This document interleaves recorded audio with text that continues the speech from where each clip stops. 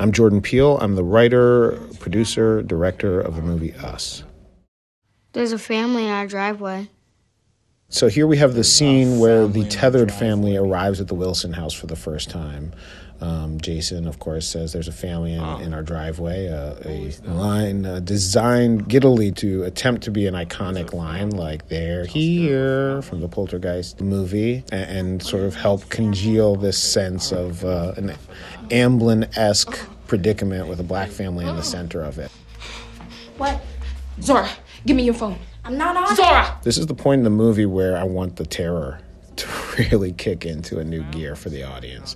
One of the techniques that I utilized to get that terror was that all of a sudden we go into real time. The movie before this has been going from, some time dashes here and there. When we get into this moment where the four family members are standing holding hands outside, then we go into this sort of fluid. We use a lot of the Steadicam with very few edits, really trying to subliminally signal to the audience that this sort of relentless, real-time event has begun and is taking place. No, wait, just one second. Gabe! So we see Gabe leave. He goes out. He's the dad. He's got to deal with it. This is kind of like probably pulled from my own anxieties of being a father and realizing, you got to man up sometimes. Hi. Can I help you?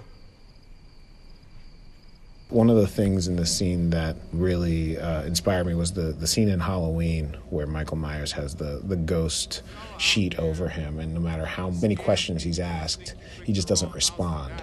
The less response you get, the more impending and physical I think the threat gets. Probably after the second time someone doesn't respond, one of you's got to go down.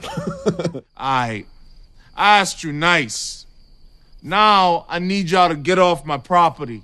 One of the pieces of this scene that works really well is, we got Winston to this spot where he's code switching. He goes back to some of his roots, as it were, to try and intimidate this mysterious family out there. That maybe if sort of reasoning with them doesn't work, a good old-fashioned low register, throwing some bass into his voice, coming out with a little swagger and a bat might work.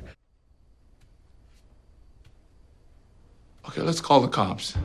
Winston is just remarkable in this scene, and the audience really, I think is in this tug of war between feeling the tension ratcheting up and the fear of what's to come, and the little bit of a comic relief of watching this kind of like goofy dad who's in over his head. Gabe. No. All right. Gabe! I got this.